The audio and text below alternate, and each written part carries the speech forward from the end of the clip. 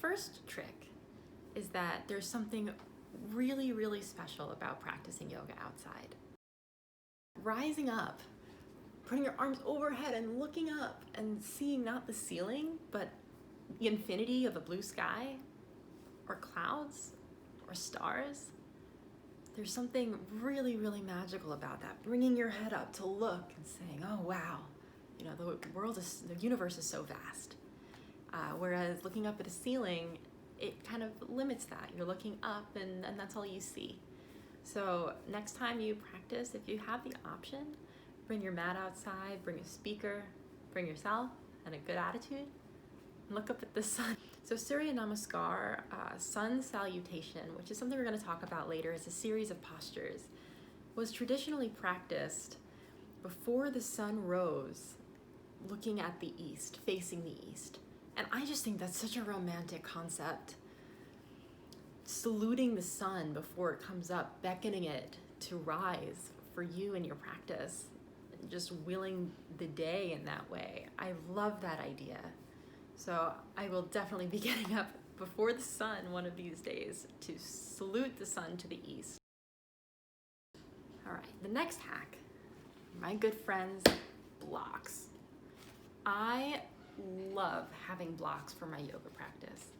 And that's not because I can't do these postures without it.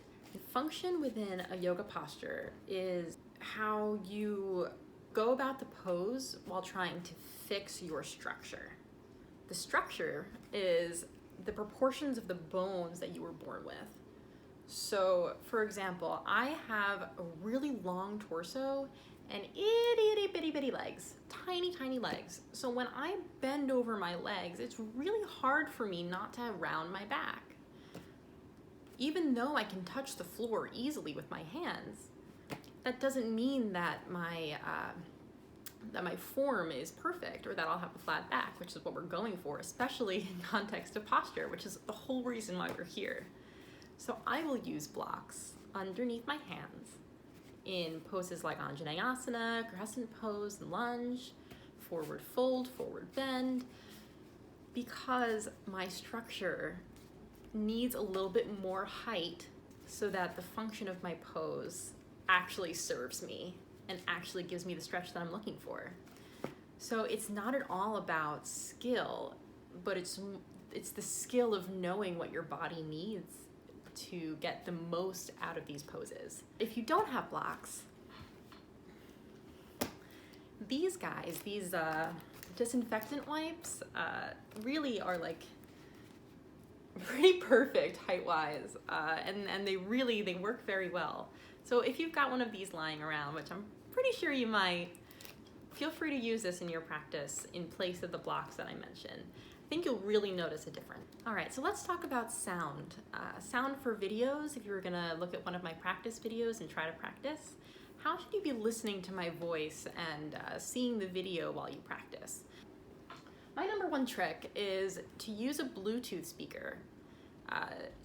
Instead of your phone speaker or your computer speaker, which might be a little bit further away from you, and keep this Bluetooth speaker like right next to your mat, practically touching your mat, so that you don't have to, because I find anyway that when the sound's coming from somewhere else, I find that my attention's kind of focused in that direction. So I think it's really helpful to have the sound right next to me so that I'm only focused on the mat. Sometimes I'm not able to use the Bluetooth because I share the space that I'm living with other people. So I will use headphones of some sort. I love my AirPods for biking, but I find that they fall out of my ears when I'm upside down. So it really disturbs me to have to try to pick it up and clean it off. So I wouldn't necessarily recommend them for a yoga practice, but an over the headset that really, stays on, it'll work pretty well. But I do still find that it falls off my ears, especially when my hair is down, because it takes up some space. So take that for your own, but like I said, I really think that having a Bluetooth speaker right next to your mat is the way to go. Okay, so let's talk about different practices for different times of day. So something that I recently became aware of more than ever is how much the body holds emotion and how moving the body around in particular ways will really bring that out. So, for example, women, I find, or at least I find that for me, I hold a lot of emotion in my hips. So when I'm doing a really heavy on hip opening practice, which means like bringing your leg out at your hip socket to the side, I find that it brings out a lot of emotions for me. So I use that as a tool for when I'm feeling like I really need to feel something. I'll purposely seek out a hip opening practice. And that's kind of something you have to feel out for yourself. Another one of these things are for, anybody, shoulder opening practices where you're really opening up your chest, opening up your heart. Those give you a lot of energy, like so much energy. It's like you could take over the world after you've done a shoulder opening practice, which is great for in the morning or in the afternoon. But doing a heart opener at night, lots of back bends, is going to give you a lot of energy, and it might be hard to sleep afterwards. And I don't know that people know this. And when I've done a lot of like a heavy back bend practice before I go to sleep, I find I'm like tossing and turning all night personally. And I guess that might change from person to person. So what I'm trying to say is, as you practice and you're trying out different themed practices, take note of how you feel in your body and your mind and your spirit directly afterwards, so that you can use those particular postures as tools to feel how you want to feel at a certain time. Let's talk about cleaning your mat. So I'll insert a photo here, but I've been practicing a lot, and my mat is filthy, and I've done my best to clean it. I really like this guy. It's just like a vinegar spray that you spray. There are a ton of recipes online that you can make naturally, holistically. I'll see if I can link those in the bio, or even just put the recipes in there. But do clean your mat. Just give it a spray. It's really nice when your mat smells good. It's really not nice when your mat doesn't smell good.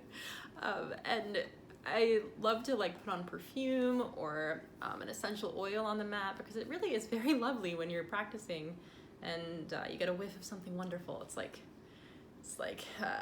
when you first come out of the shower and you smell nice and you want to move around, so you get a whiff of yourself. Let that be your yoga practice too.